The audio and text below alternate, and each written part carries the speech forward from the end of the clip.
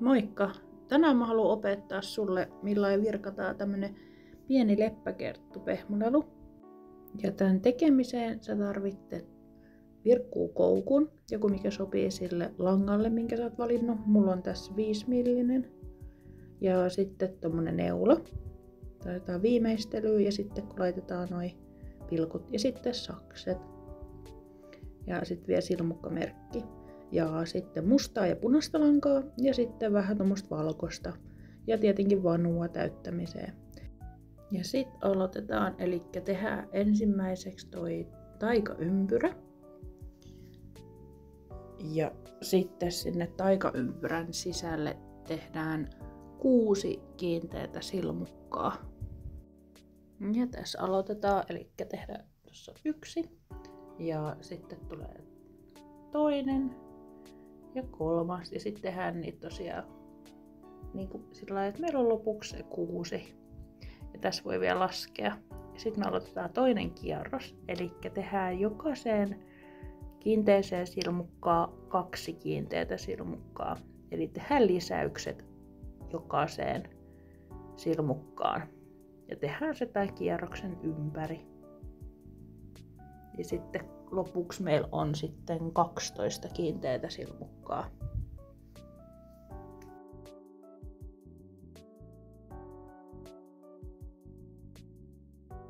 No, eli toinen kierros on valmis ja siinä on nyt 12 silmukkaa. Ja sitten laitetaan vielä tuo silmukkamerkki siihen kiinni. Niin tiedetään sitten missä kohtaa vaihtuu kierros. Ja nyt me ollaankin sitten 3. kierroksessa. Eli sitten virkataan jokaisen silmukkaa 1. Eli ei lisäystä. Ja tehdään sen koko kierroksen ajan.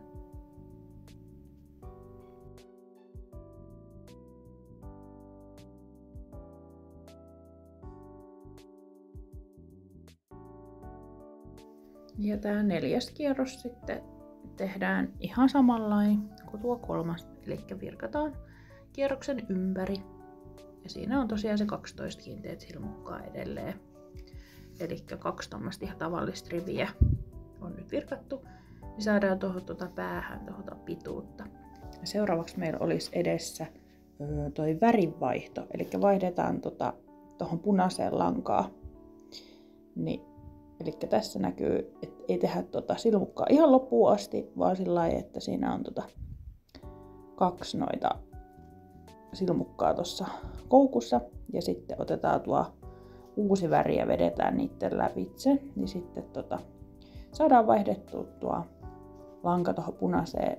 Ja sitten muistetaan sitten solmia nuo päät yhteen, niin ei ala purkautumaan sitten tuo työ. Mä yleensä teen 2 tai 3 solmua, niin se pysyy sitten varmasti hyvin kiinni siellä. Ja sitten voidaankin laittaa tuo silmukkamerkki paikalleen ja aloittaa tuo kierros 5. Ja siihen tehdään sillä, että 6 ensimmäiseen silmukkaan lisätään 2. Eli 6 silmukkaan tehdään lisäykset. Ja sen jälkeen virkataan se kierros loppuun tavallisilla. Eli kierroksen lopussa meillä pitäisi sitten olla 18 silmukkaa.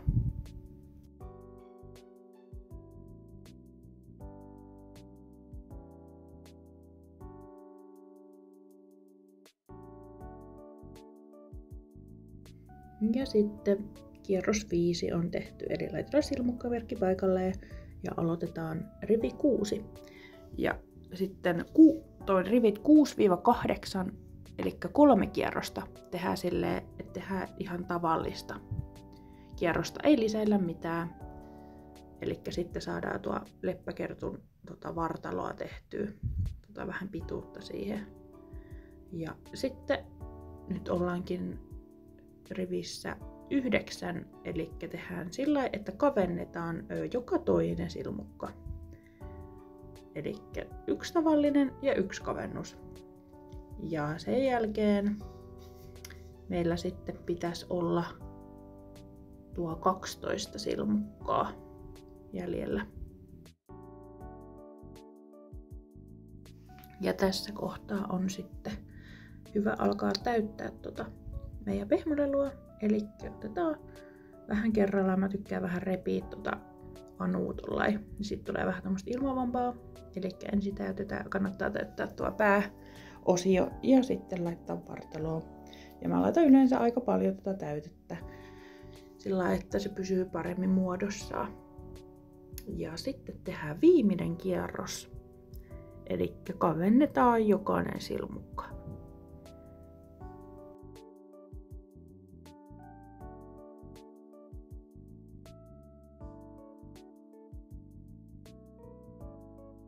Ja mä yleensä tässä vikan silmukan kohdalla yleensä tykkään vielä laittaa ihan vähän vanuu tonne, niin sitten tulee vähän paremman muotoinen. Ei jää niin tyhjäksi toi loppuosa. Ja sitten laitetaan neula.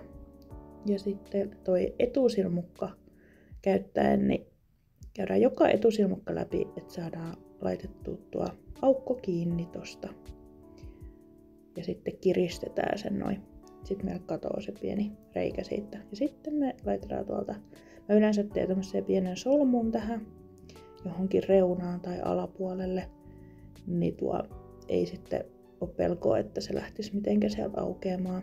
Ja sitten laitetaan neula jostain kohtaa sitten toi vartalon läpi ja sitten se voi leikata siitä. Ja mä yleensä laitan vielä ton pään tosta tollain saksien kärjillä laitan sinne sisään. Elikkä tämän muotoinen meillä on. Ja seuraavaksi me laitetaan sinne sitten toi selkään tuo viiva ja sitten noi pilkut. Sitten mä otan jonkun verran mustaa lankaa, tämmösen pätkän siitä ja laitan sen sitten neulasilmästä läpi. Ja tässä mä vähän mietiskelen, että mihin kohtaan tehdään tuo aloitus. Eli yleensä tuohon kannattaa katsoa sinne alapuolelle. Ja sitten se viiva tulee tosiaan sinne yläpuolelle selkään. Niin ja kannattaa katsoa, että se on siinä keskellä, kun siinä on ne lisäykset. Niin suurin piirtein keskikohta, kun ne lisäykset on. Niin.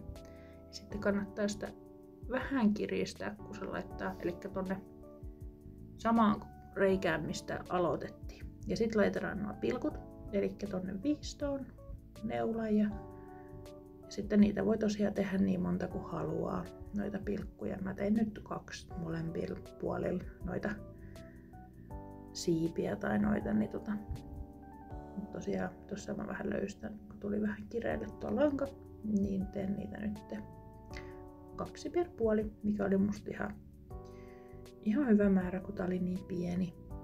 3 olisi varmaan mennyt tuohon. Ja noin helposti saatiin tehtyä tuo kuvio. Ja sitten solmitaan vielä. Laitan nyt tuplasolmun ja sitten leikkaa ylimääräisen langapätkät pois ja laitan sen tonne sisään. Noin. Sitten me puuttuu silmät. Eli toi pieni pätkä valkoista, mitä meillä on, niin laitetaan neulasilmään. Ja katsotaan suurin piirtein semmonen, että se olisi kun tuossa on tuo keskiviiva, niin molemmin puolin sitä keskiviivaa, että se tulisi sitten symmetrisesti se silmä sinne molempiin sivuihin. Eli tuolta mä laitan neula tuolta alhaalta ensin läpi ja siihen kohtaan, mistä haluaa, että se silmä alkaa. Ja sitten siihen alas voi tehdä niin ison tai niin pienen silmän kuin haluaa. Ja sitten toiselle puolelle katsoo, että se tulisi suurin piirtein samaan kohtaan toiselle puolelle. Ja siitä sitten neulalla alas, niin saadaan molemmat silmät tehtyä. Ja sitten katsotaan vielä, että nuo symmetriset ennen kuin solmitaan. Ja noin, mä laitoin tuplasolmun sinne taas ja leikkasin ylimääräiset pois ja laitan sen saksien kärjillä tonne sisälle. Noin. Nyt meillä on valmis leppäkerttu. Ja hei, jos käytät tätä mun ohjetta, niin täkää mut esimerkiksi Instagramissa, jos jaat sun kuvan, niin musta olisi tosi kiva nähdä näitä valmiina. Ja tonne kommentteihin voi hei laittaa jotain ehdotuksia, että minkälaisen ohjevideon mä voisin tehdä seuraavaksi. Kiitos kun katsoit, moikka!